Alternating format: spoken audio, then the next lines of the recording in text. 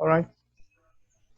Okay, so now I don't want to. I think most comrades have got if you've been politically active on the left for a long time, which most of us have, we've all got our own experiences of Stalinism and our own views on it. So I don't want to spend spend too long on this introduction. Just to try and maybe lay out some basic guidelines for the discussion, but obviously you feel the way you want to.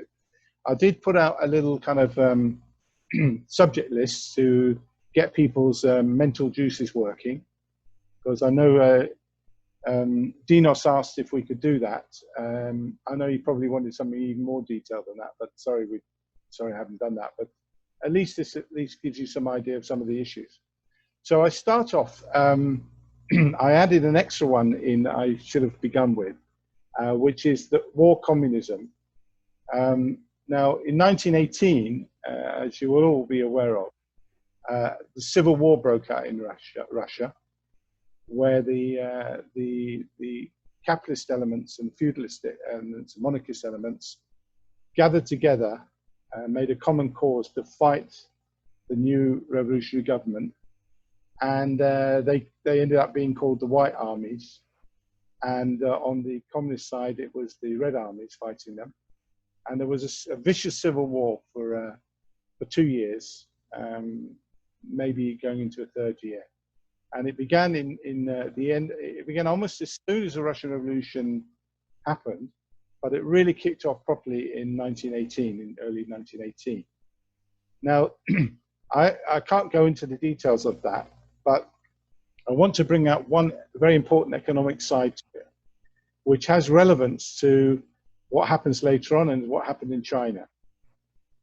Now, the regime of war communism was not just a civil war itself, but in the economy, the Bolsheviks, they were desperate to feed the soldiers in the new Red Army. And they were also desperate to get food into the cities to feed the workers. And in the revolution itself, they had included the demand for bread, for the workers, and they'd increased the workers' wages as soon as the revolution happened. They'd reduced the working hours, but obviously, with the civil war taking place, it was very difficult to supply the cities and the Red Army. So I think that we could argue about whether there were other options, and I'll mention one possibility, and we haven't probably got time to go into evaluating this. And sadly, the left as a whole has done very little study and consideration of these things. But the regime of war communism that was opted for by the Soviet government, the new Soviet government, was one of requisitioning grain and cattle and horses from the peasants by force. And so what they did was they sent in army people, Red Guards, even enthusiastic communists in groups into the countryside from all sorts of cities and towns of the Soviet Union, well, as it became the Soviet Union. And they would demand that the peasants hand over their grain and their animals.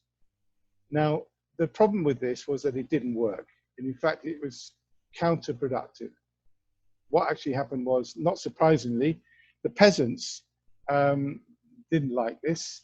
They weren't even it wasn't being bought off them, nor was it even a question of bartering, products, products that the peasants need, like metal products and so on for their farming. It was just basically confiscation. And as far as they could see, they were never going to get this back. So what was their reaction? Well, the peasants, they buried their grain and they hid their grain. They killed their animals. And the result was that the agricultural economy of the new Soviet Union tanked. It went down the plug hole. And I think the figures were something like 60% fall in agricultural production.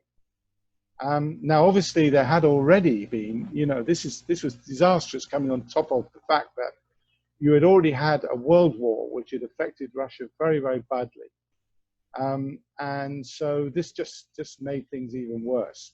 And so far from it solving the problem, yeah, of course, it did gain some supplies for the army and so on, but it led to, in time, to a disastrous situation in the country, a political crisis, and a massive famine in which millions of people died.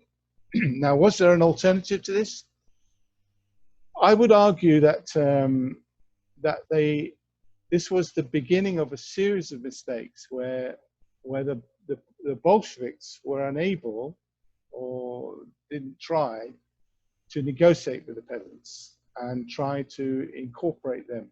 Now, there was an opportunity to do that because the Russian Revolution was not just made by the Bolsheviks, who represented the workers in the cities, but it was also part of the revolutionary government. An important part were the left SRs, the left socialist revolutionaries, who were the large radical peasant party, the largest party in Russia, in fact, and they were part of the government. They had been part of the revolution in the Military Revolutionary Committee, and they could have played the role of representing the peasants in that government, and should have done. But sadly, and this is, I don't think it was any way around this, but sadly, this party split with the Bolsheviks over the question of Brest-Litovsk. What happened where the Germans were advancing into the Soviet Union, taking advantage of the chaos on the front and the fact that most of the soldiers who were peasants had left the front, the Russian army, and gone home. And the left socialist revolutionaries wanted to launch a revolutionary war against the German army, and they were thinking in terms of a guerrilla war. Whether or not that could have won or not, we don't know what effect that would have had. But anyway, the Bolsheviks chose, they were themselves deeply divided on this question, but they chose to go the route of making peace with the Germans in order to buy some time, some breathing space for the revolution to consolidate. And they were hoping that there would be a revolution in the West to come to their aid. So that was the difference in strategies. But the result was that the left SRs, the Peasant Party, left the government, and in fact, effectively created their own uprising. And that was one of the effects of which was Lenin getting shot by one of the members of this party. And they're almost getting killed, and then certainly getting badly injured, which affected him later on. Now, the sad thing is, if the alternative to war communism would have been to introduce the new economic policy to allow markets and to allow the peasants to grow their products and so on and sell them at markets. And I think with the returning soldiers from the war, that was a viable option, especially as the Bolsheviks had granted land to the peasants, and so they had a lot of opportunity to grow their crops and farm their animals on the new land that they had got. And one of the ironies of these things is that in 1918, the Bolsheviks changed their name from the Social Democratic Party, Social Democratic Labour Party. They changed it to the Communist Party, and you get these peasant diaries where the peasants say, "Oh, those Bolsheviks are great. They gave us the land, but we hate the communists because they keep coming to take our grain." And that kind of sums up in a way what happened. Now, in 1921, and I can't go into all the details here because that's another scope of another talk. But in 1921, the Bolshevik Party met in the midst of this terrible crisis. And let me give you a couple more details about that. Industrial production in the city was falling dramatically, and a lot of workers were leaving their factories because they had nothing to eat. And they were taking their tools and they were breaking up some parts of the machinery, and they were going into the countryside to barter them for food. They were that desperate. And there are accounts of how there were a lot of railways in Russia at that time, had a very extensive railway network, but the carriages were full of workers going to and coming back from the countryside to barter what they could, clothes or anything they could find for food, because they were absolutely desperate. And that's how bad it was. There were strikes all over the country. And even the sailors of Kronstadt rebelled against the government, demanding, they were demanding that war communism be brought to an end, and that markets be allowed for the peasants to be able to produce privately to sell on markets.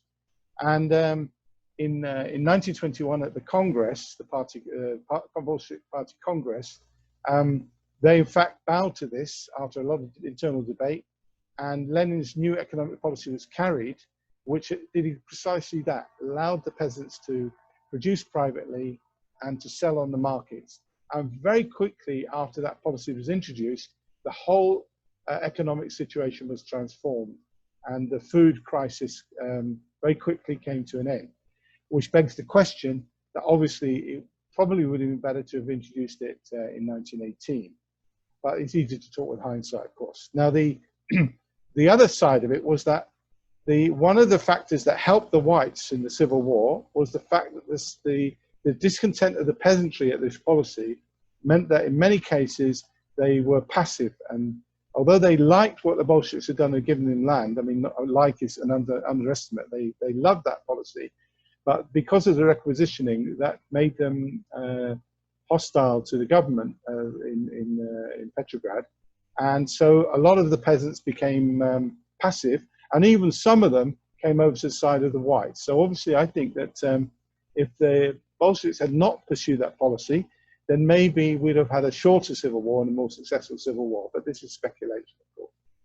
Now, anyway, the importance of this new economic policy is that it allowed the peasants to produce for a private market.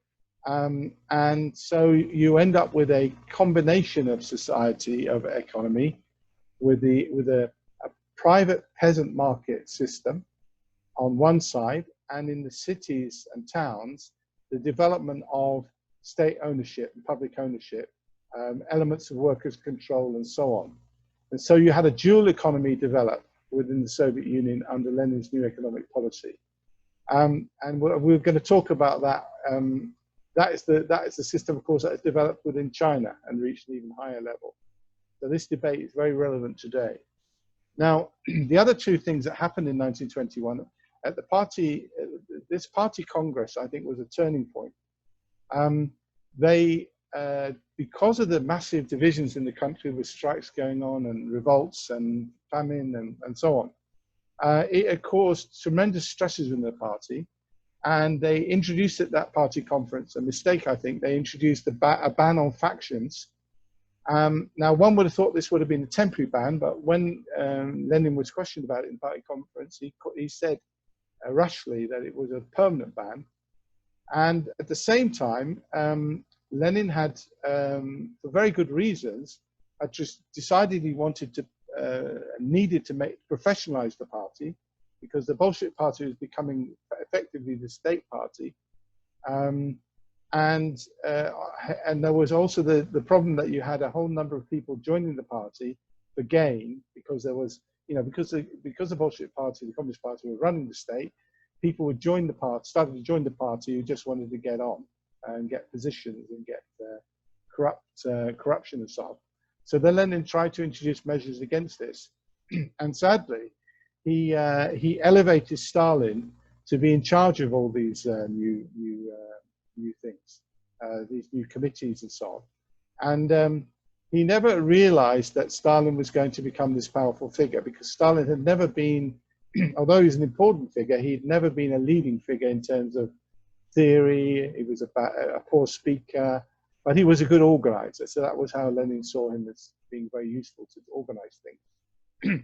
And so we start to see Stalin being elevated from 1920, then 1921, then in 1922, Lenin proposed him for general secretary, which at that point was not an important post. But Stalin, unluckily for the revolution, we can argue here about the balance between objective factors and subjective factors, but obviously, objectively, you had a very difficult situation in the Soviet Union, because you had the Civil War, which had coming on top of this, the World War had wrecked the economy.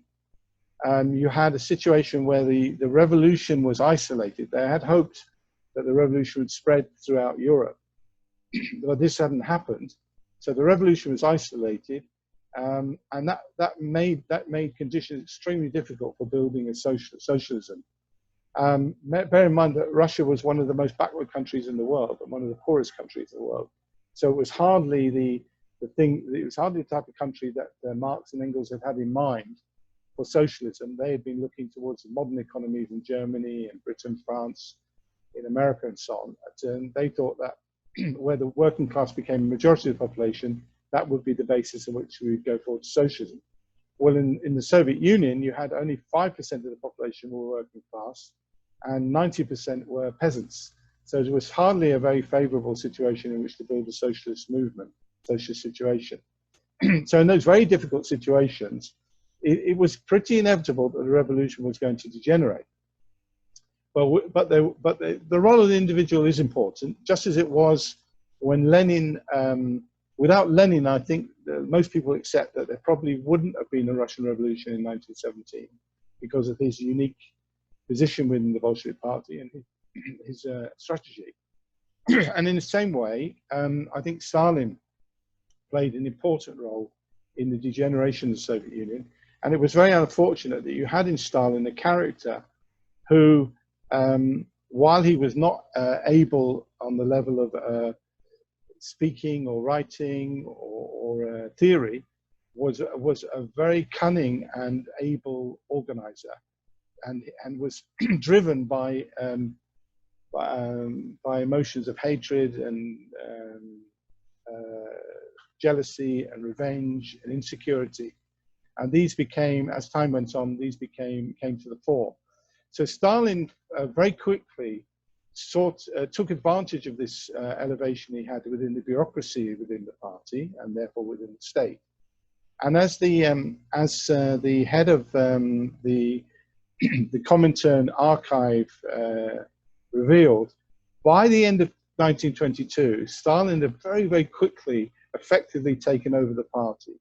He had put his people into almost all, he had introduced a system whereby there was no longer local election of party secretaries in most areas, and he'd put his people there, and step by step he was getting a big majority on the central committee of the party, and he was and all these are people he was appointing thousands of posts, and his general secretariat and the admin side of things was becoming much more important than the Politburo, the political side of the party.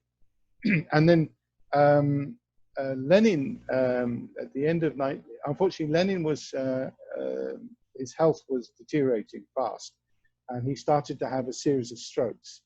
But nevertheless, and this took him out of day-to-day activity in the leadership of the party. Nevertheless, he could see very quickly this process taking place, and he became extremely worried about it and alarmed about it. And again, I don't have time to go into this. He approached Trotsky for a pact as sort of secret opposition, and at the same time, yeah. There is someone waiting to come in. Sorry, man. Yeah, if you can tell me any time that happens, please, because I can't. I'm not aware of that. Thank you very much. Yeah, so Stalin, meanwhile, and his main enemy was Trotsky, of course, and he made a pact with Kamenev and Zinoviev, called the Troika, against Trotsky, and it was part of his tactics onwards that he would make pacts with people to get rid of his main enemy. As soon as he got rid of them, he would then turn on his partners. And unfortunately, Trotsky was not really, and again, I haven't got time to go into this, Trotsky was a brilliant theoretician, speaker, and even in terms of an administrator, as he's shown by his ability to build the Red Army from scratch. But in terms of internal party fighting, he had never been good at this, as history had shown before. And it was very difficult for him to deal with this situation, if it had at all been possible. And Lenin might have had a chance, because Lenin was a past master at this, but unfortunately his health was fading fast.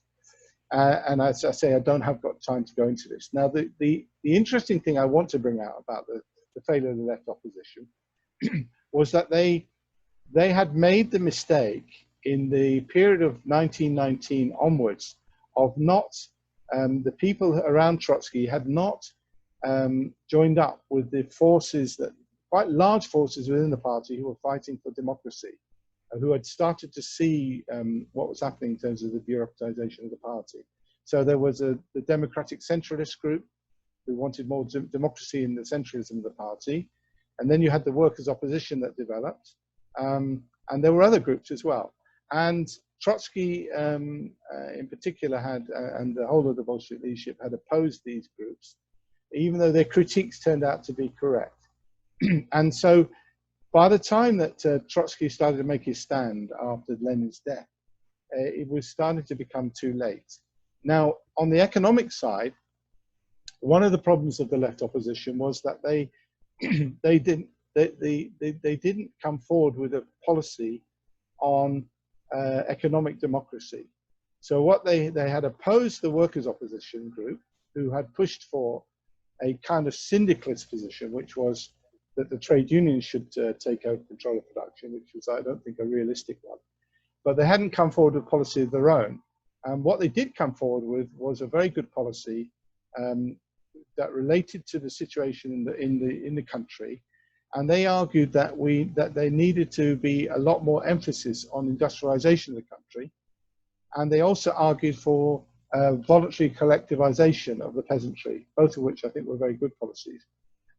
But they didn't come forward with any proposals for how they could involve the peasants and the workers in the running of society and the running of industry and agriculture.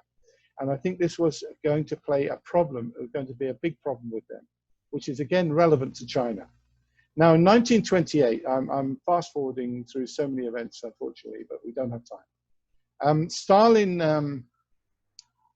Stalin decided to reverse Lenin's new economic policy, which the new economic policy had led to a large amount of growth in the Soviet Union, but it also had led to a growth of inequality and the appearance of millionaires and spivs and all kinds of people, as we see in the China today.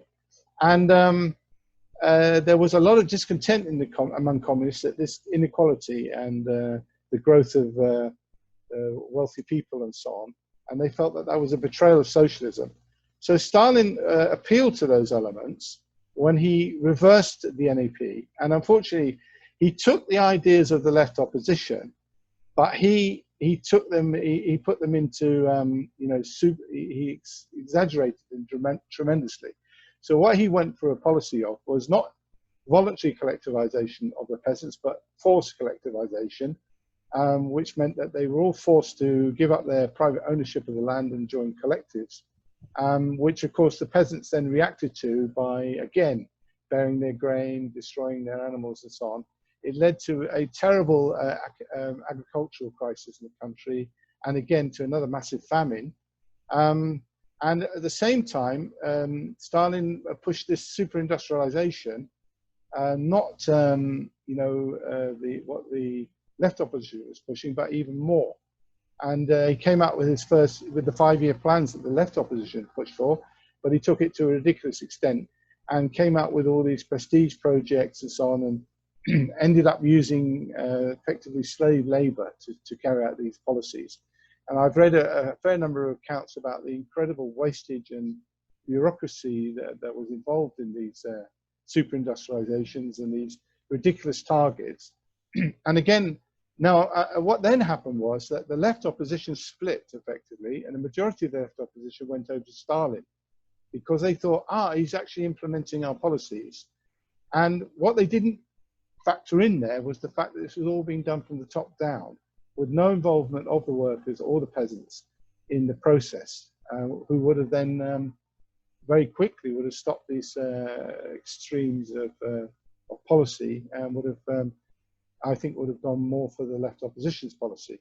But Stalin had gained control of the party by this point. He'd expelled the left opposition in most cases, and he'd also turned on his allies, Zinoviev, Kamenev, and he even then turned on Bukharin, who had worked with him, representing more the peasant interests. So he became complete control, he got in complete control of the party in the state. Now this then moves on to 1934, where Stalin he arranges for the assassination of the only rival left, Kirov, from Leningrad, who was the head of the Leningrad organization. And he also, there's a party congress in 1934 in which the majority of delegates, the only way they can protest against Stalin at this point is there's no way to vote for somebody else. What they do is in the secret ballot, they just null and void their ballots. And of course, Stalin's not stupid, so he knows exactly who's voted which way. So almost all of the delegates of that Congress who voted that way were all executed in due course. And Stalin used the Kirov assassination in the same way, in many ways, that Hitler used the burning of the Reichstag in 1934. He uses this thing that he'd actually done, this false flag operation that he did. He accused all the opposition elements in the party of being responsible for this, and he used that as an excuse to launch this purge, in which he basically he arranged for the killing of almost all anybody of any note in the Bolshevik party, and anybody who had any ability or whatever. He had them executed, and he didn't just execute them. He used to execute their wives and children and so on, because like a mafia boss, he didn't want them to grow up and oppose him later on. Now, then comes the war, 1941. Hitler invades the Soviet Union, and Stalin has paved the way for that. Again, another whole subject, by helping Hitler in the previous 2 years in the Stalin-Hitler Pact.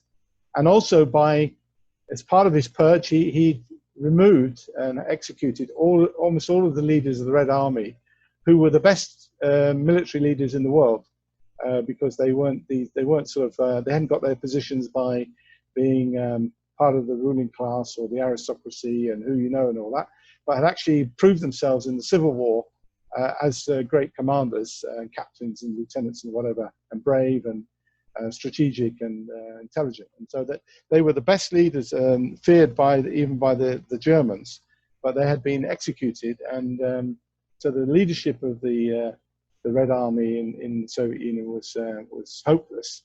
And I haven't got time to go into this, but anyway, Hitler invaded the Soviet Union, which was initially tremendously successful.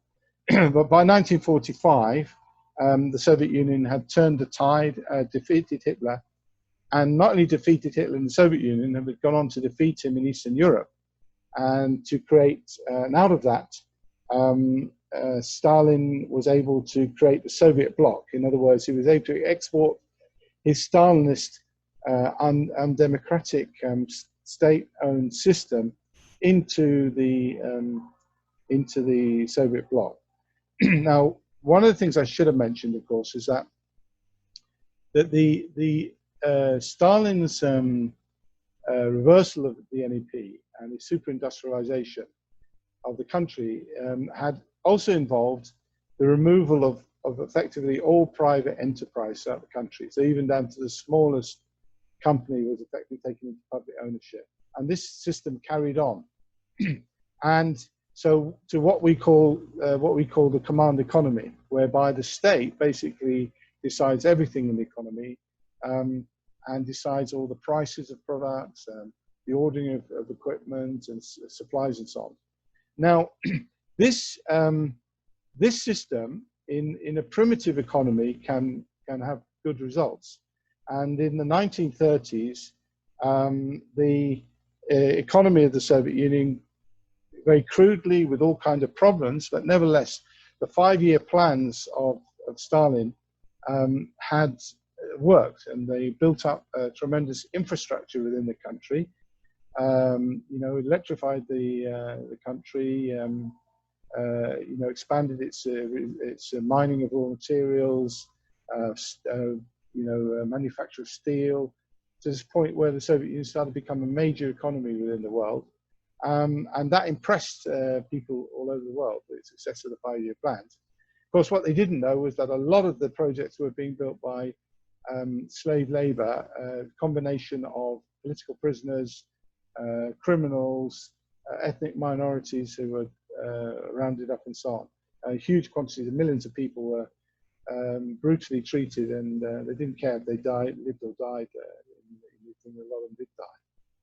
Now, after that of course got cut across by the Second World War, which destroyed a hell of a lot of the gains of the 30s, and the Soviet Union was more badly affected by the war than anyone else, with up to 25 million people being killed in the war. So it was obviously a Herculean task after the war to rebuild, but they did, using the command economy. They managed to do that, and we saw very fast rebound in the economy in the late 40s, and then into the 1950s and 60s, the Soviet Union had very fast economic development. And this reflected itself in development of certain elements of basic science, the military, and so on, particularly those elements that the state decided to put effort into. And thus we saw the Soviet Union were able in the early 50s to match the development of nuclear weapons that the Americans had a lead on out of the end of the war. And then they were able to overtake the Americans in the space race, and we saw the launch of Sputnik, and then manned orbiting of the Earth, and so on, which made it appeared to the world that the Soviet Union was in the process of overtaking America. And you know, on the surface that's what it looked like, but in practice, underneath, the fact they didn't have any market, nor did they have any democratic input in the economy, meant that all kind of ridiculous bureaucratic mistakes were kept on happening, and the quality of goods were very poor, and especially consumer goods. And although the Soviet Union was producing a massive amount of scientists, at one point it got to the point where half of the scientists in the world were being produced by the Soviet Union, the Soviet bloc.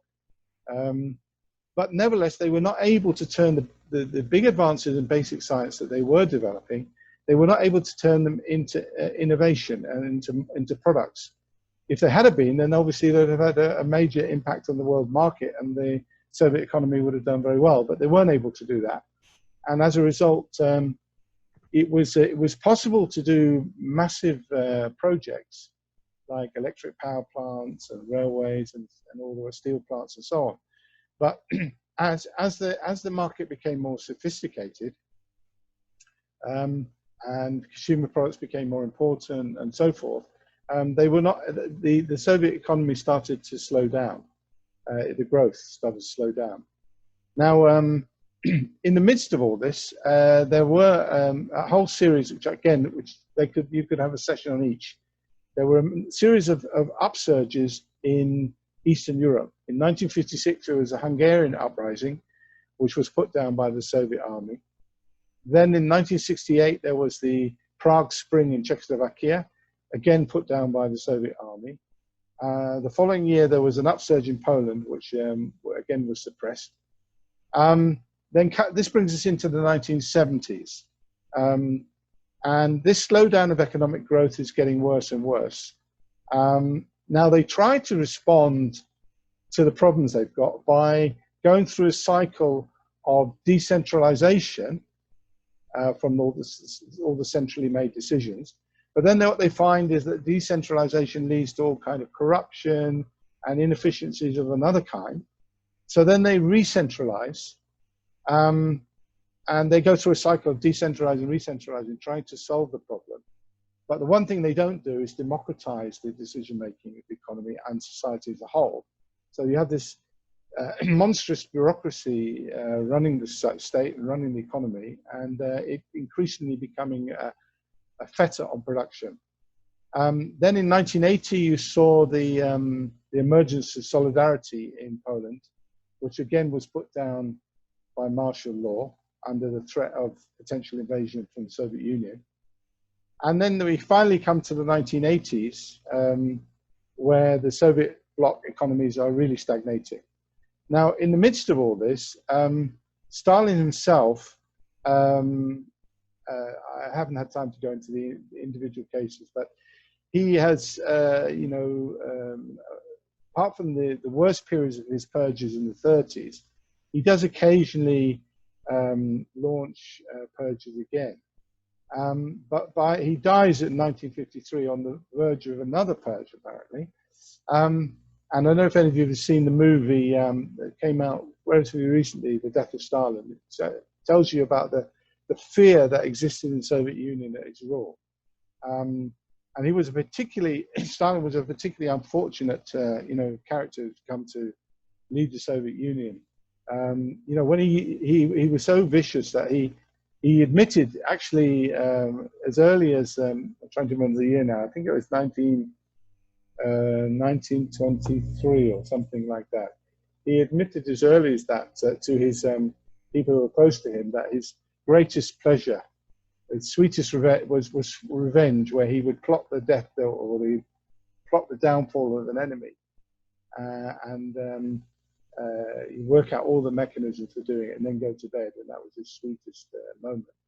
And he used to, every night he'd be signing death warrants and so on, and very strange character. I mean, his wife, when she finally discovered what a monster he was, she killed herself.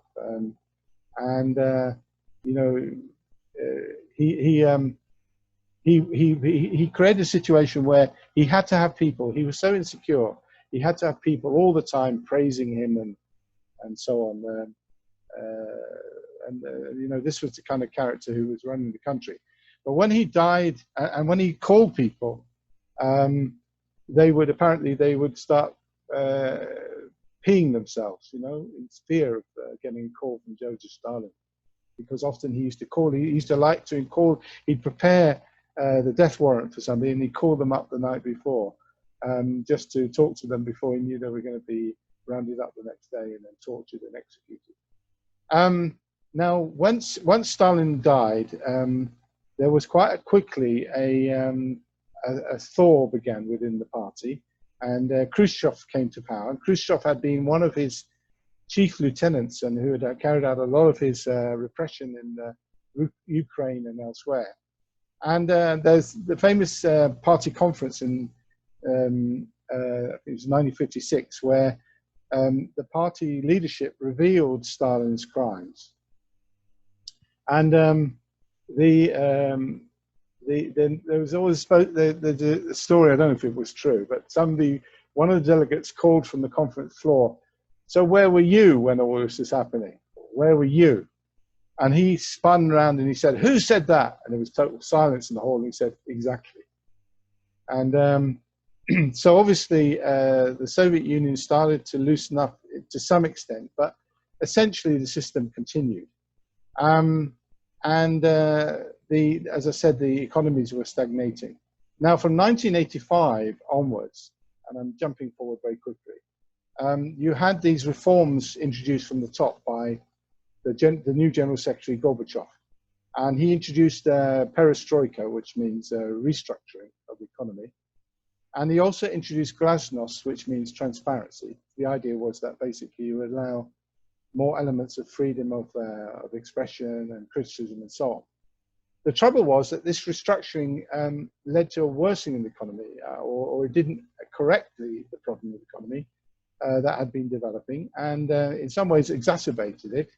And that we had a rising economic crisis and growing inflation and so on.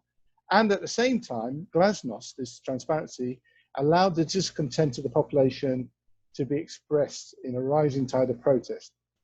Now, eventually, this all led to the shit hitting the fan. And we saw in 1989, we saw Eastern Europe start to break from the Warsaw Pact, and the communist regime start to fall in Eastern Europe. And in 1991, we saw the end of the Soviet Union. And as I put in that little subject list, unfortunately, instead of democratizing the publicly owned economy and society as a whole, the population were convinced to turn to the Western capitalist model, which was the only alternative model that they knew about. And then we saw the emergence of, we saw capitalist restoration of the economy and society, and we saw the rise of the oligarchs, who were often ex-KGB people or generals or people with connections, and some newer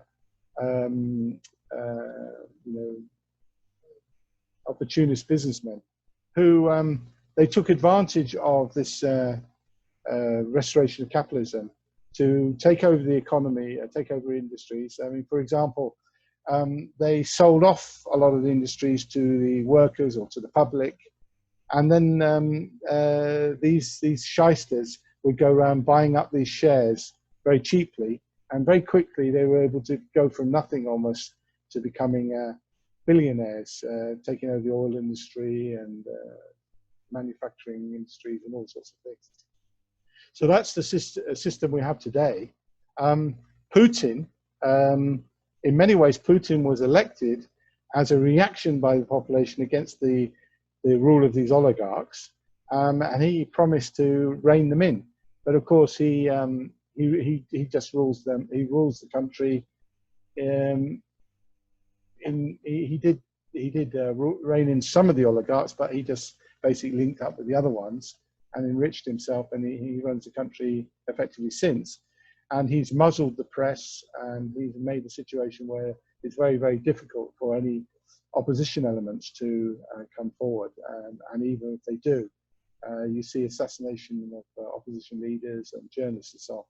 So that brings us through to the present day. And I've covered a huge subject there. The main point I would like to make is to finish off with is that the lack of the lack of democracy in the Soviet Union has been the biggest problem. Now, sadly, it was originally it was going to the idea was that Soviets would run the country, but this fell apart because when the left SRs left the government, the Bolshevik government, in 1918, very quickly after the revolution, and in 1919, and the Mensheviks joined the forces of reaction, the White Armies. You had a situation where the Bolsheviks were left running the ship. They banned elections within the Soviets. Effectively, they had elections, but they banned the other socialist parties, the Mensheviks and the left SRs, from standing in those elections because they were trying to overthrow the state. And as a result, you ended up with effectively the Soviets having no real democracy, and everything being decided by the leadership of the Communist Party. And once that had been taken over by Stalin and bureaucratized, you then had effectively a dictatorship in the country. And that, as a result of that, you not only did you have all the familiar things which they're criticized for, the lack of human rights and so on, but you also had the problem that that the command economy had no democratic input. Industry had no democratic input, neither did the state. And as a result, the economy slowly but surely, the gains of the fast gains in the early period started to grind to a halt, and this led to the basis of the Soviet Union and the Eastern Bloc countries falling, the regimes falling, and capitalism being restored. So I'll leave it at that point and open up the session for discussion.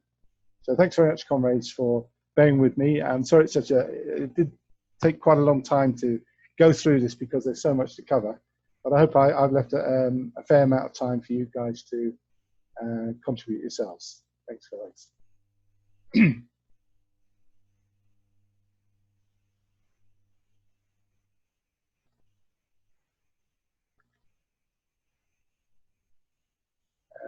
Any comrade like to contribute? Don't forget to take off your, unmute your mic if you want to say something.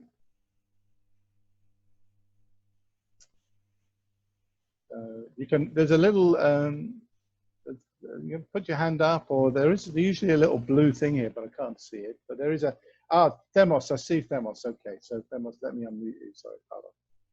Go for it, Themos, yeah.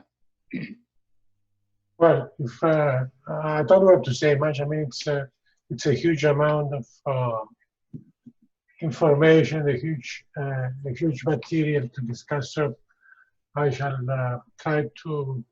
I shall only take one or two issues and not much more. One thing that I feel it would be wrong to accept is that Stalin was as important in the development of the situation in the Soviet Union as Lenin was in the development of the revolution.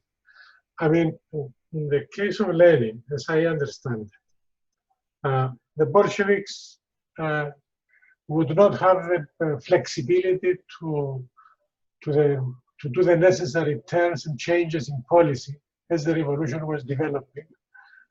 And it's only because of Lenin that they managed to do so and bring the revolution to the October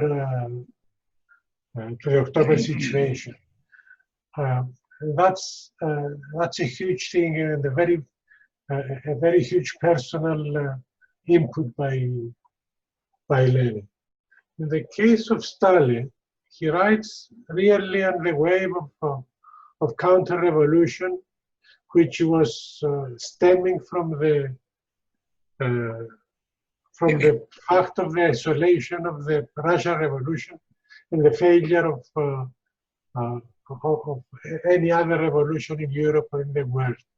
So, without doubting that Stalin was a vicious expression of this counter-revolution, in a sense. At the same time, I don't see that if Stalin wasn't there, there wouldn't be something else, or there wouldn't be just as bad a development further down.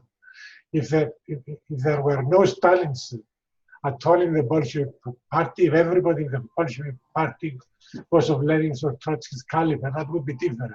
But that's not the situation. So I would be careful to personalize the rise of Stalin and the Stalinist period. In a sense, once the revolution failed to spread across Europe, the Russian Revolution was doomed. And that was said again and again, both by Lenin and by Trotsky. And anything that they tried to do to delay its downfall was, after a time, failing. So after the failure of the revolution in the rest of Europe, it was an inexorable downward slide. It could have taken a different route, not the specific Stalinist plan. It could have taken the route of the collapse of the revolution and the capitalism taking back Russia, or anything. I mean, anything could have happened. But Stalin was just one particular route that was taken because of it, but not really the cause of the degeneration of the Russian Revolution. The second thing is something which has nothing to do with the discussion really, but there is a very interesting book, part fact, part fiction, which deals with the question of the thaw after Stalin's death. That book is read plenty. It's not a book by a Marxist. It's not a book supporting the Russian Revolution, but it's a very interesting book, and it's very easily you can very easily read it. And when I read it, at least, it opened up many issues that are interesting to think about the connection between the economy and the politics and the administration and the bureaucracy. That's all.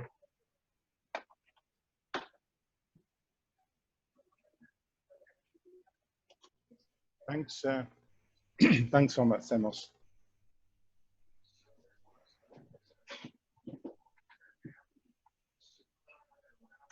There is a way to put your hand up in the system where if you click on the participants, you can then click, but I don't think we have to be that formal. Any comrade who wants to come in, just unmute your mic and go for it, all right?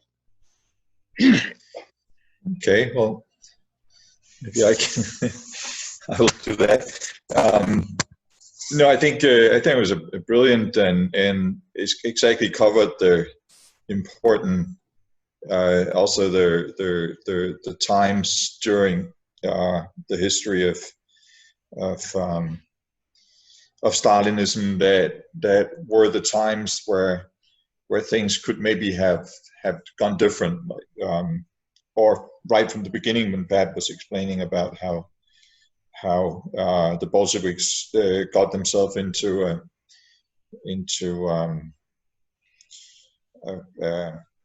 fight with the peasants that somehow kept coming back again and again, and that really in many ways destabilized the development and made it possible for Stalin to take power. I think what I can contribute mostly is because I actually I lived in Stalinism and of course have a lot of memories and made a lot of observations and somehow thoughts about it, both about the life under Stalinism, but also about the changes that came in '89 and the way somehow everything was changed over a very, very short period, and all the problems that came with the revolution in '89.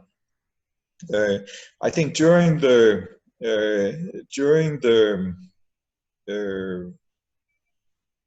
long before I came there, as Pat was saying, back in the 50s, when Khrushchev came into power, the economies were growing faster than the Western economies, and people still had had the feeling that all this talk about the bright socialist future was maybe really something that was to be expected. I know in Czechoslovakia, a lot of the people that I've talked to who were members of the party but not somehow privileged in any way, really truly believed that, and they saw all the progress being made, especially in the countryside, with the the same kind of things that we saw later in Nicaragua with the Sandinistas, or in Venezuela, where all these programs of alphabetization and electrification and all these things were brought to the villages, and the collective farms were somehow came to life there, of course much later than in the Soviet Union, and in a much more peaceful way, without famine and of course people's property was being confiscated, but a lot of it was voluntary, and so the agriculture became very efficient in Czechoslovakia, and they actually could feed themselves. They didn't have to import hardly any products, agricultural products. But the life there was really characterized by a strange fusion of petty bourgeois culture from before '48, when Czechoslovakia became a satellite of the Soviet Union, with that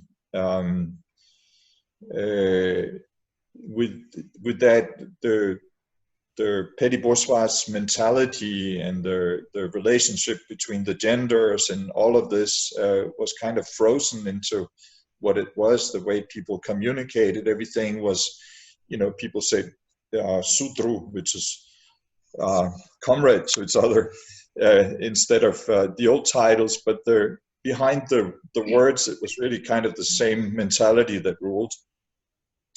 And then at the same time, of course, the new system did have a huge impact on people's lives. They had economic security and couldn't lose their jobs, and there were lots of culture available for everybody, lots of recreation, sports, and most of all, security. People felt secure, and as long as you stayed away from any criticism and you knew how to phrase when you were unhappy with something in the right way, then you could have very comfortable lives. But of course, you had all the time this idea of not standing out or not somehow being noticed, because everybody knew that the SDB, which was the Czechoslovak Stasi, were somehow reporting, and that people in every block of flats, there would be somebody who would be observing his neighbors and so on. But as long as people found a way to stay under the surface, then people were pretty content generally with the lives they had.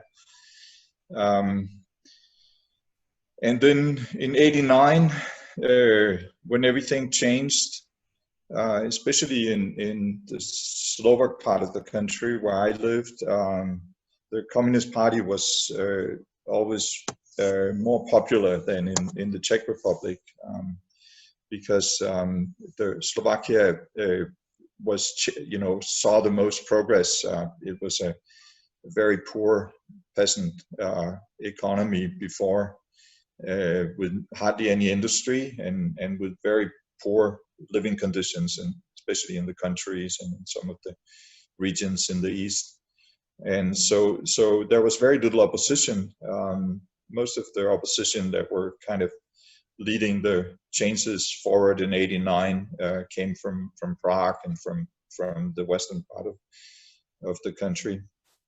And still during this time when all of this was happening, when it started with a student demonstration that was then attacked by the police in Prague, and everything was quiet in Slovakia for 3, maybe 4 days while the students were demonstrating in Prague, you would still hear people distance themselves from those changes, because of course there was a lot of propaganda also from the party that was still in control of the television and newspapers, and so people were being influenced by that, and at the same time they had some healthy suspicions about what the intellectuals and artists in Prague, what they were really after, what they thought, where they thought this could go, and it kind of broke that whole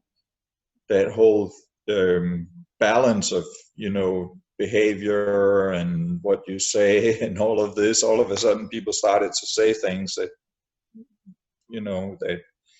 that they hadn't said for 40 years. And you would still find, because people started to put up, they would write some statements and plaster them in the subway stations or on the street, and you would still mostly see people who would be cautious about going away from socialism. And that was a general mood you would hear when you talk with people. And then very quickly after the final break, when the biggest demonstrations happened and the communists started, they gave up their monopoly on power and they put another guy in charge. And slowly that whole process started also at the official level. Then people would start to realize that maybe they would have to somehow get the best out of these new changes that were happening.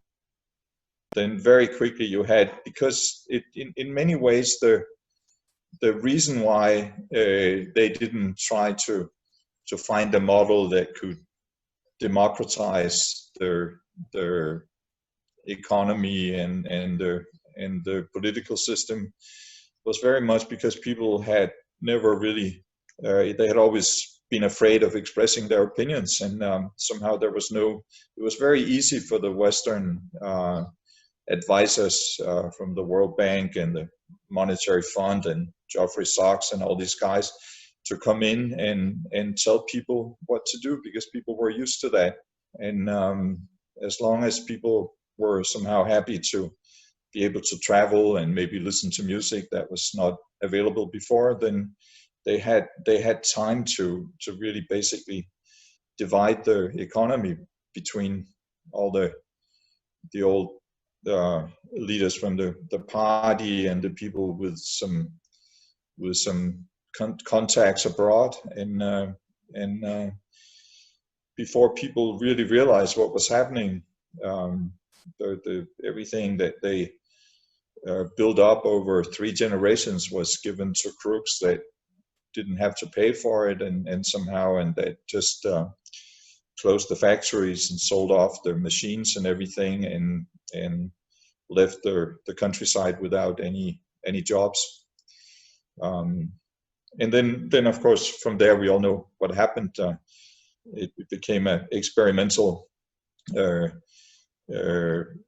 space for all for neoliberals and the Chicago school, and it became much easier than in South America, where they had to kill lots of people to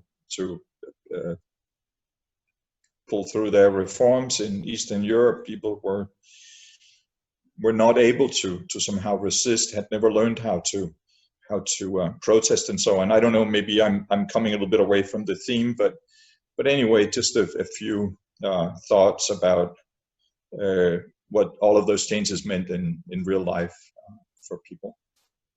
Thanks. Thanks, Tim. That was a really good account. Great. All right. So, any other comrade like to come in? Don't forget to unmute yourself. I'll do it for you.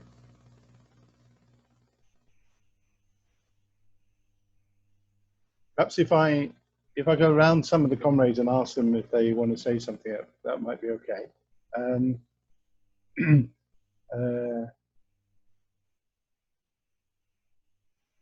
Kabir, would you like to comment on anything? I know you didn't catch all of it, but anything thoughts you have on Stalinism from Pakistan perspective?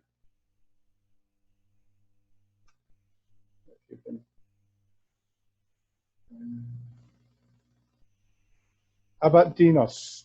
I'm trying to unmute you guys. I'm not having much success. Perhaps you can unmute yourself. Dinos, would you like to say anything? Yeah, Pat, comrades. No, I don't have a lot of things to say. It's a huge subject, as the other comrades said before, and it's not easy to get into detail into any of these periods that were described by you. However, within the scope of our manifesto, I feel that it's very important to project these experiences into our work today. And it's no good to go back and describe and discuss all over again the different details of the Russian Revolution and the Soviet experience, which is good to know, and it's good to have to give an account into our manifesto. But it's very important to use that experience into what we're going to do today and how we work within our in the labor movement today, because we need not to forget that Stalinism hunters still today, and although capitalism and neoliberalism reached a stage that it cannot move forward, one of the reasons that the labor movement can see no alternative is because of Stalinism. So mainly this is what I would like to say, and when we have something into our manifesto, it needs to be taken into account so that it has something to give into our work today.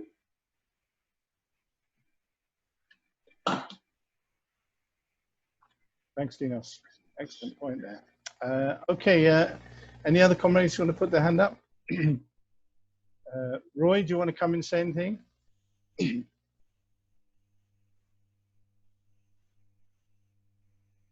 If so, you got to unmute yourself, mate. Hello, Pat. Ah, right, Yen, great. Go for it, man. Yeah.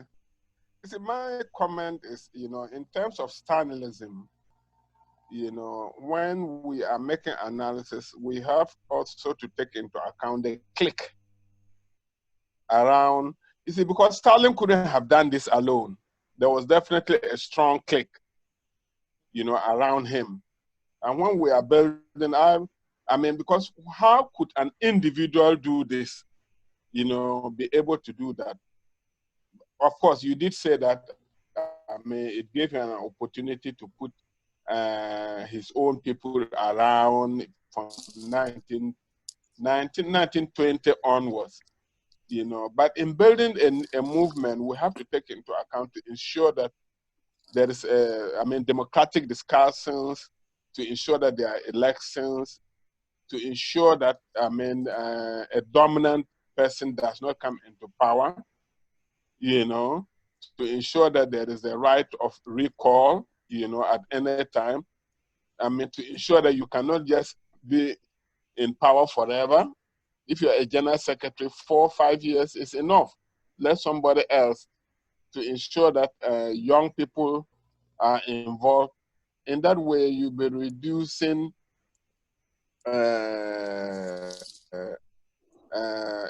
Stalinist takeover.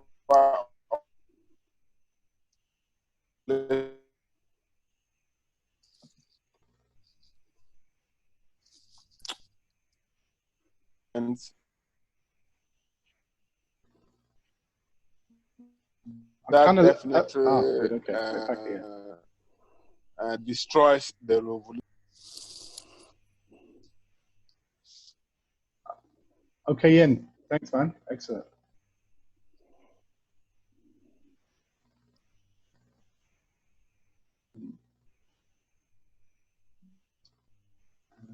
Sajad, would you like to add anything?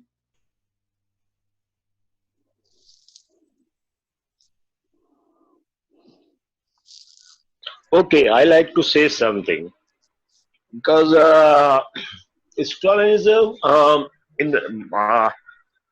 because I have worked with Maoist, with Stalinist, and with Trotskyist organization.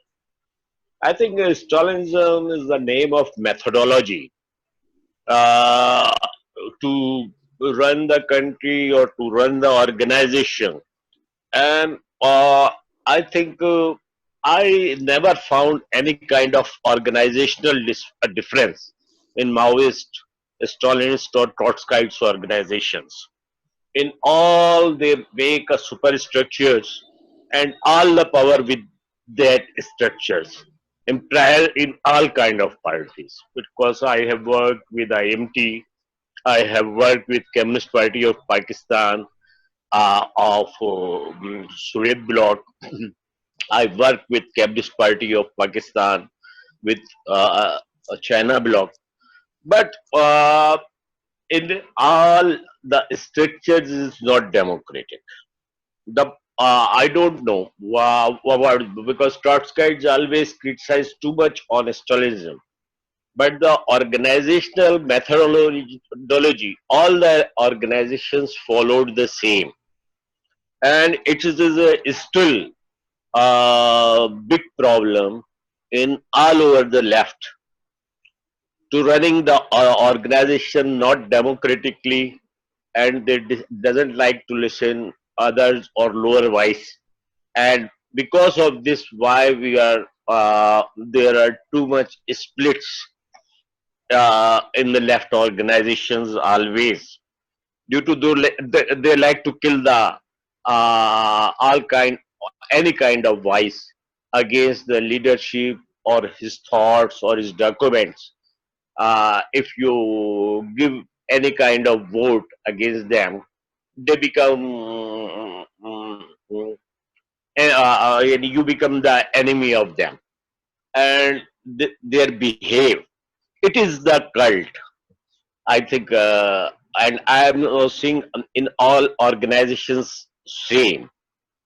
What we are discussing, what we have to learn. We have to learn that how to run the things democratically with the combinations of all, how we can involve all uh, uh, to involve in each and every activity and participate and give them to all kind of opportunity. These things, because I can't speak too much in English, but that is my opinion. Thank you, Paul. Thanks, Sajjad. Great. I see Comrade Marok. I don't know if you would like to say anything about if you've had experience with Stalinism. Hello, good afternoon. Pat, it is good to see you even through the screen after our meeting in the left-wing offices. If you remember me, I do remember. Yes, you. I do, yeah. It's the first time that I am joining, and this time I prefer rather to listen and think than to speak. So okay. I didn't manage to get from the very beginning. Then I was waiting for to accept my entrance in the Zoom. Next time, it's not my habit not to speak, but today I will keep silent. Thank you. Okay, Marok. Yeah, we unfortunately it looks like Zoom has introduced a new feature of having people wait in a waiting room, which we've Yes. not come across before, you know. No, So, I do not complain. I just sorry about that. Yeah, no, we're going to try and find a way to turn that off, you know, for the future. I don't know why they've done that. Oh. Right, thanks, Marok. Great. All right, Khalid, do you want to say anything?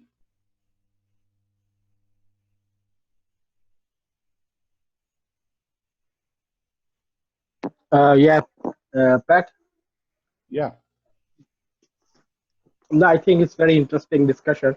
I just want to make one point, and that is on the, I think the rise of Stalinism and top-down bureaucratic model in Soviet Union under Stalin, change, how not only the communist parties view the democracy and the democratic right. It becomes a big question even in the labor movement, in the trade union movement.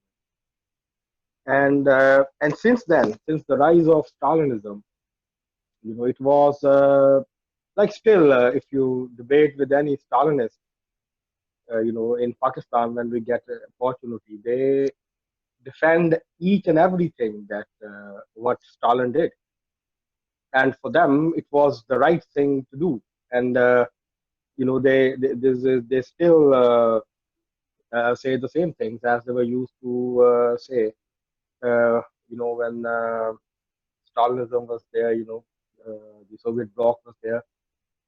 I think it has, like the problem is now with the left, as Sajjad has mentioned, it's not just that top bureaucratic model, that wherever the people tried, the parties tried to overthrow capitalism, and they tried to establish an alternate economic system, socialism, they did the same thing, everywhere, from Africa to Asia, everywhere. They're repressive, undemocratic, very tightly controlled, totalitarian model of governance and of the state. So I think that has a very big negative impact internationally on the labor movement and for the left movement. And also, yes, I think the other thing is, yes, we have to make it clear that the planned economy showed its superiority. It worked in Soviet Union, and it can work wherever it will be implied. But as you mentioned, Pat, the democracy is the element that has to be included in it, and we have to emphasize. When we discuss Stalinism, yes, I agree with Jan, but Jan said it's not a one person or personality. Even in my view, the political level, the cultural level of an organization will determine the outcome, in any country. If a revolutionary party is not the political level is not high, the cultural level is not high, the level of discussions and things and the participation in the decision making is not very high, then the same thing can be repeated anywhere, and especially in the former colonial countries left. So I think that is more of a problem, compared to the Western countries. It is more problematic in in Africa, in Asia, and in Latin America. So because that's what I just the one point I have. Thanks. Thanks, Khalid. Okay. I'm trying to call in comrades to stimulate them, Roy, I did call you in earlier on. I don't know if you wanted to come in, did you? I'll just say a little thing, really, Pat. And I suppose, we've always said we need to explain Stalinism, because in all our work in the social democracy, the attack always comes, doesn't it? That that look at Russia. Look what happened to Russia when you try and talk about socialism. That's always a stick that they beat us with, and the propaganda they use amongst the public, and even now in relation to China as well. The attacks on China because of its success, but they're attacking its human rights and all the other stuff. And we've had a discussion and a very good explanation from yourself, and loads more can be added, of course, to what the failures and the rise of Stalinism. I'm not sure how then that transfers itself into a manifesto, which other than what comrades have already said, that we just emphasise on the fact that what we stand for is democratic control throughout the whole of society, and the failures of the capitalist system and the advantages of the socialist system. So we just hit hard on all that stuff. I'm trying to get out of my mind how we would be able to, in terms of the mass organisation, rather than just people who are interested in the subject. We can talk to them about what went wrong in the Soviet. I don't know that there is an easy way of doing that. Perhaps you could sort of, I might have had some thoughts about that before, perhaps, Pat. I'm not sure.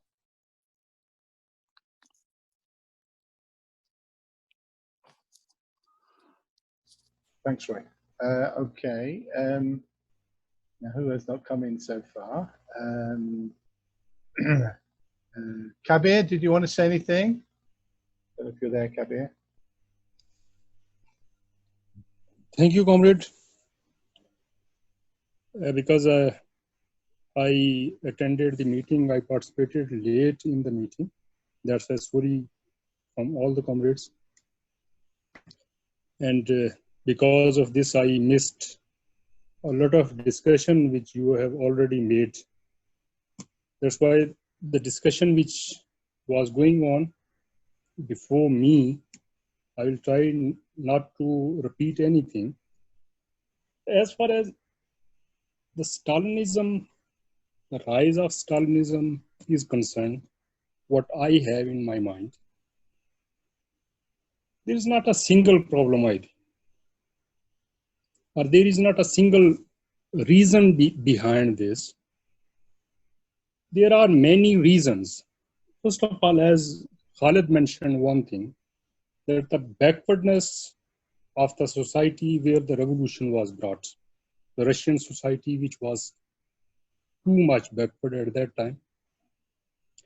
And even the bourgeois democratic process was never going on before the revolution, and the society was not gone through the bourgeois democratic process. That was one of the reasons. The second thing which I think, isolation of the Russian Revolution.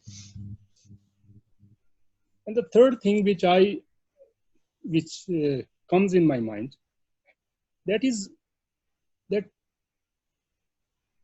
the concept which comes in our minds, that comes from the material ground. The matter exists around us. And even the societies which gone through the bourgeois democratic processes, especially in the Western Europe, if you see, even though there is a cover of the democracy, that everything is democratized and democracy is there, but I think instead of this, even though the cover of democracy is there, but the top-down model existed there. And the perception or the concept wherefrom we get the new concept, that was also in the capitalist system, that was also, instead of this, that we called that the democracy, but democracy was not there, the institution, trade unions, political parties, whatsoever was going on, that was having the top-down bureaucratic model, even in the social democratic parties, the capitalist right-wing parties, the trade unions, and so on. So having these all the things before us, we think that naturally the concept which comes before us, that is in the shape of the Stalinism which came in Russia. But I don't say that only the objective conditions and these are only the reasons. These are the reasons which objectively played the role. But as far as the subjective role was concerned, I think the Stalinist bureaucracy at a certain stage, when the active role of the working class was not there, and the active role of the working class of the Russian was converted into the passive role, at that time they intentionally modified the ideology of internationalism. They moved towards the nationalism, and then their interest was to modify, to revisionize the ideology of the internationalism, and they protected internationally, and they changed the ideology, they modified the ideology. And that is why up till the certain level, there was a role of the objective conditions, but at a certain stage, there was a role of the Stalinist bureaucracy, the Stalinist leadership. They intentionally did many things due to their own interest.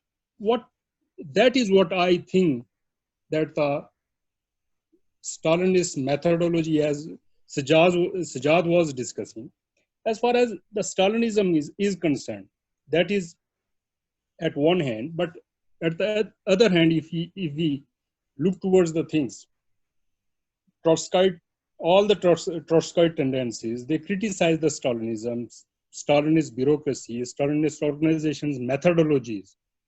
But instead of all the criticism, they are having the same models.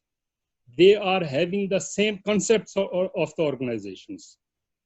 So I think if we try to differentiate the things, even the people who are criticizing Stalinism, they are having the same methodologies.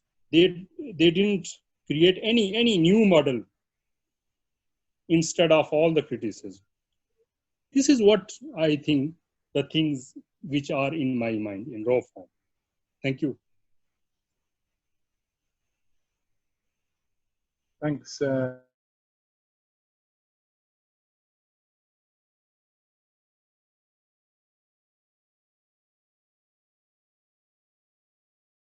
You're muted, Pat. Pat, you're muted. Okay, mate. Sorry. Yeah, I wonder if I come back on quickly on a few of these points that have been raised, and that might stimulate discussion a bit more. And some very good points. Themos raised this question about not personalizing the Stalinist period, and that Stalin did not play as much a role as Lenin. I would say it depends on how you define, you know, obviously Lenin played a very progressive role in helping achieve the revolution. But one could argue that Stalin played a bigger role in history, precisely because he actually created a system where he was the total ruler of Russia. And there was no one, you know, he got rid of all his enemies to an incredible degree. You know, he had them executed, almost everybody, and not just themselves, their families as well. So, you know, therefore he became the total ruler. And obviously when you're the total ruler, then the role of the individual becomes ultimate, very important, doesn't it? Much more important than if you're just one politician among a committee. And that's why we call it Stalinism, after all. I mean, you know, it's got its name to it for a reason.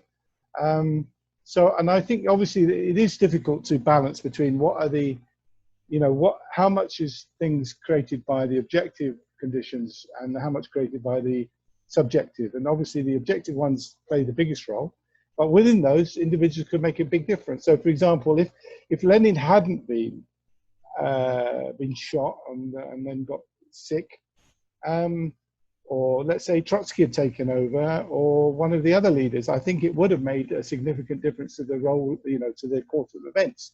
I'm not saying it would have stopped the degeneration of the revolution. I think that was inevitable, given what the point the other comrades have made and Themos made about the isolation of the revolution and the backwardness of the country and all the rest of it. So I think the general trend would have been towards degeneration, but the way it happened was obviously going to be influenced by who was in charge of society. And in the case of Stalin, because he got rid of all his other enemies, it was his personality that made a difference. And when you go into his personality, it was really most unfortunate for the revolution that they got saddled with his character. And I'm definitely going to read this Red Plenty. That sounds a good idea. Tim's account of the collapse of Stalin is very interesting, isn't it? I remember just an anecdotal experience of, I mean, I was there at the time of Solidarity in Poland, and that was a very good experience. That's a worthwhile discussion in and of itself. But I remember when I was in Ireland, talking to a Russian woman whose parents had been quite high up in the Soviet Communist Party. And we had a good discussion about why was it, you know, what happened and so on. And then I asked her, well, why was it that you decided to you were very discontented, people were very discontented with the undemocratic nature of the Soviet system and the things that everything was decided from above and the lack of human rights and the economic inequalities and not inequalities, inefficiencies. And then I asked him, well, why did you just hand over the power to a bunch of effectively people who became gangsters? Why didn't you democratize the whole system, you know? And her response was quite simple, was that they were not aware of that as an alternative model. And that made me realize that actually, when I think about it, that the Trotskyist movement really failed the people of the Soviet bloc. If you look at the way that the Trotskyist movement as a whole, they failed to come forward with any serious proposals for transforming those systems. And it was the same in the CWI. We had the lack of program we had for the Eastern Bloc was, the more I thought about it, it was so obvious. And it was interesting. The only exception to this was a guy called Jacek Kuron in Poland, who in the early 60s, and he was quite associated with the Fourth International. At least he was in contact with them.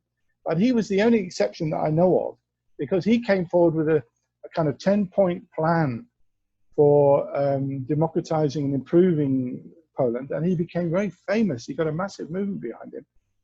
Sadly, he degenerated over a long period, and then he came back into activity in the Solidarity period, but more on a kind of more right-wing point of view, or reformist point of view. But it seemed to me that if the Trotskyist movement who were supposed to be the main opponents of Stalinism, had actually built a movement around a real program for transforming the Soviet Union and Eastern Bloc countries, they could have built an underground movement. Now, I say that because the middle class academics, they formed this samizdat opposition movement.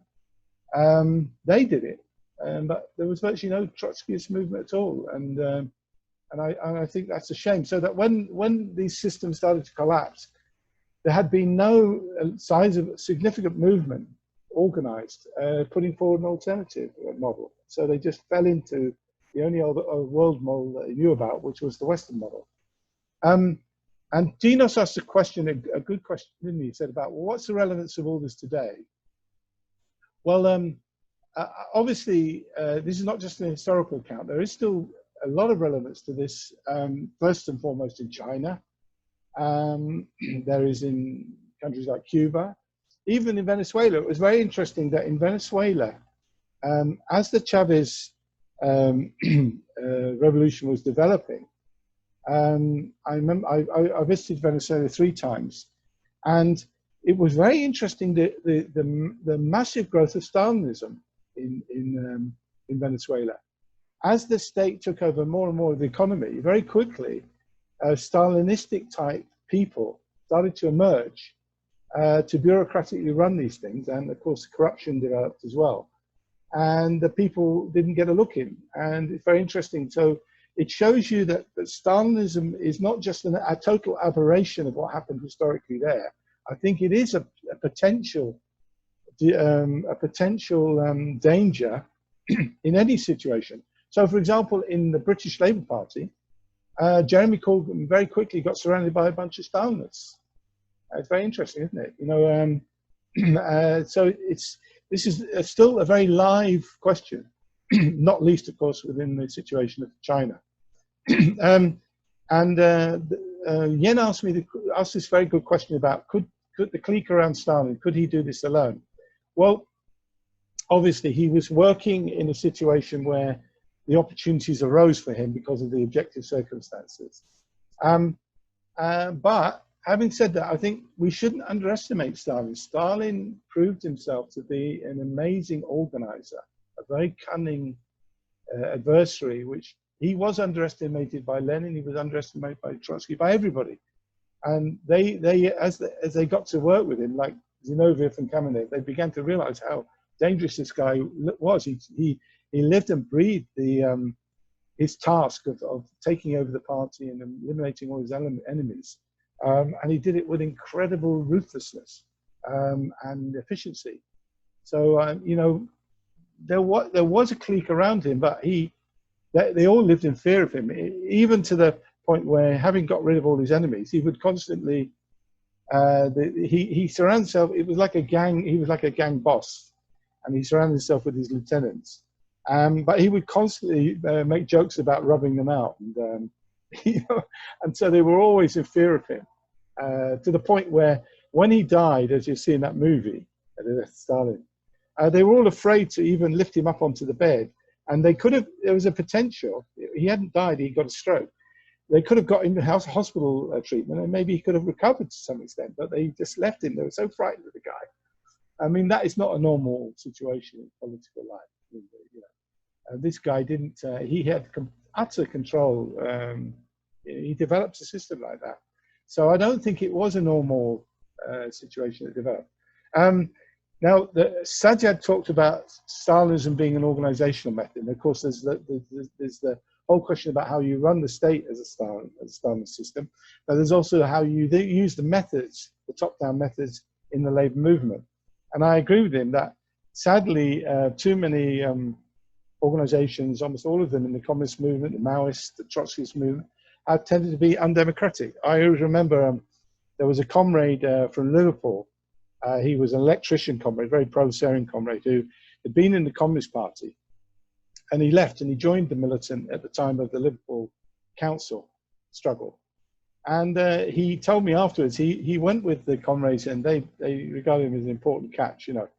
And they took him to the Merseyside Militant Regional Conference. And he was shocked. He didn't say it at the time, but he said afterwards, he was shocked. He said that he couldn't believe how Stalinistic it was. And he said that the communist conferences have been 10 times more democratic. And that, you know, that the way, he said, even when they came to the election of the new regional committee, the chair had not even put it to the vote, just kind of everyone in favor, like this. And he said he'd come from a situation where there'd been actually a lot of debate and so on in the Communist Party in the later years. And sadly, if you look at the way the Trotskyist organizations operate, I mean, I've actually written a pamphlet on this called The Origins of the Slate System, which are used in a lot of the Trotskyist organizations to ensure that the leadership that replaces them is the same or along the same lines. And when I went into that, and then you look into how a lot of the structure and the way that they operate democratic centralism and so on is actually taken from Stalin, and the way that Stalin developed things in the early 20s. And they've taken it lock, stock and barrel and brought it into Trotskyist movement, which is weird when they're supposed to have been the enemies of Stalin and the victims of Stalin, which they were. So I think we obviously have to learn how to run things democratically. That's very important. You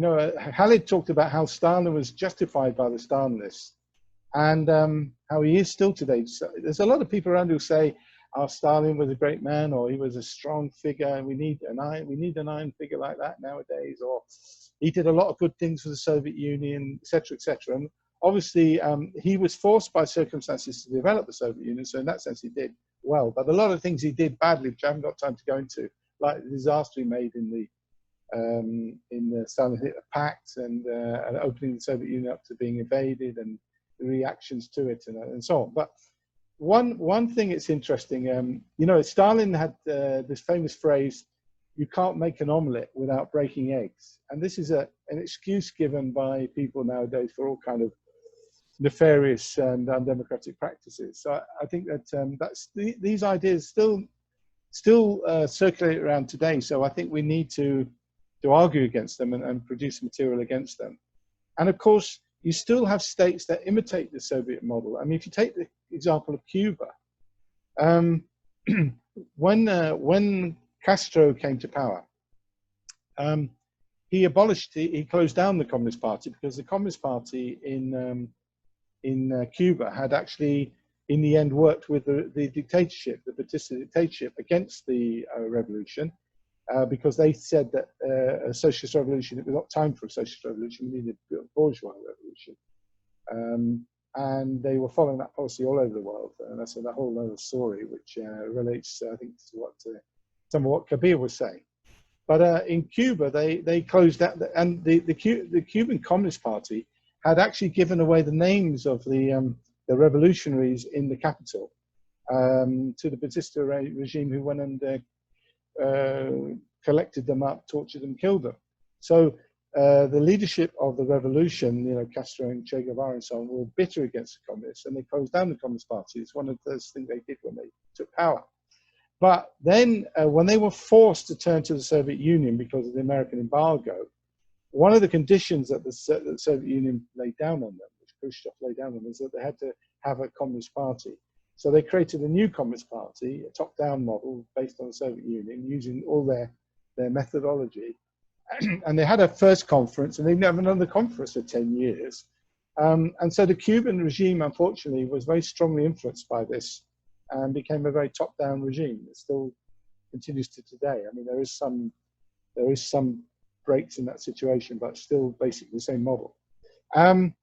Roy mentioned about attacks coming from people referring to the Soviet Union example. You know, a lot of people raise these attacks. So obviously that's getting less because young people have grown up since the collapse of the Soviet Union. So they're not really impressed so much by that. But still the middle and older generations are impressed. And when the conservatives regularly raise these questions, and the right-wing Labour Party, it tends to disarm a lot of opposition. And I think in our manifesto, the way we do this is that I think by outlining what happened in the Soviet Union, without going into too much detail, because we don't want to, you know, the manifesto, we don't want it to be too long. By outlining the Soviet experience and saying what was wrong with it and what we would do differently, that way I think we successfully will distance ourselves from that. I mean, if we didn't say anything about it, I think people would then suspect that maybe we were in that kind of, you know, we were maybe because we didn't talk about it, we wanted to create that kind of regime. But I think by talking about it, I think that helps. The last point I wanted to make was about Kabir. He said about the many reasons for the degeneration, and of course, that ties in, I guess, with what Demos was saying. And he talks about how Russia was backward and semi-feudal, and it was isolated, and you know, economically destroyed after the World War and the Civil War. And obviously, these are the fundamental questions, aren't they? That, you know, these are the reasons why fundamentally the Russian Revolution degenerated. It's the role of the individual leaders in the Bolshevik Party is how you handled that process of degeneration. And I think that unfortunately some mistakes were made that accelerated it and made it worse. But that's another discussion. And one point is that this thing about which Kabir talked about, which I think he was referring to things like socialism in one country. You know, this theory that became very popular among the Stalinists, which basically was a revision of international socialism, which had been the position of the Bolshevik Party before. They brought that forward just because they were giving up on revolution abroad, and they therefore said we had to build socialism in the Soviet Union. So it was a very self-serving philosophy, and also there was the question where the Soviet the Communist Party internationally came to this strange position of trying to stop socialist revolutions in the third world, poorer countries, because they got into this very stageist theory that you had to have a capitalist revolution first, and a period of development where capitalism developed society, and only then would it be right for socialism, which is exactly the policy that they had rejected in making the Russian Revolution. But anyway, this was one of the reasons why the Communist Party did not make revolutions in many countries in the third world, and why a lot of youth split away from the Communist Party, inspired by Che Guevara's guerrillas movement or the Maoist movements and so on. And one point I would definitely agree with Kabir, is that the Bolshevik Party was influenced by the history of Tsarist repression.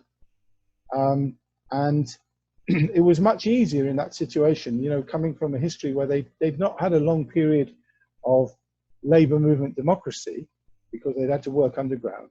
It was obviously much easier to use repressive measures within the Bolshevik Party and in society as a whole. So it made it much easier for Stalin to get away with doing what he did. But, you know, so all these points are very valid. Okay. Right, so we've got a few more minutes. Any other comment? I don't think I need to sum up anymore. Any other comments you'd like to have a last word?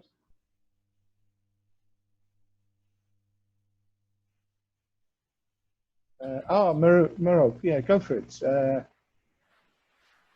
Sorry, actually it is not to say something except that I have to leave because there is another Zoom meeting. Okay. I thank you very much for the very interesting discussion, but I could not leave like this without saying anything. All right, So, well, for you and for the others, the couple of others who came late, we've recorded. Okay, you are free today. We've recorded this meeting, and we're going to put it up for you to be able to listen to it fully. You know, you can hear the full lead off and the full discussion. Okay. So, to the next meeting. And also, by the way, we're also doing Khalid is doing a text account of the meeting, so if you to read it, you know, and we're going to use some of this. We're going to use some of the content that we've had today, and from my lead off and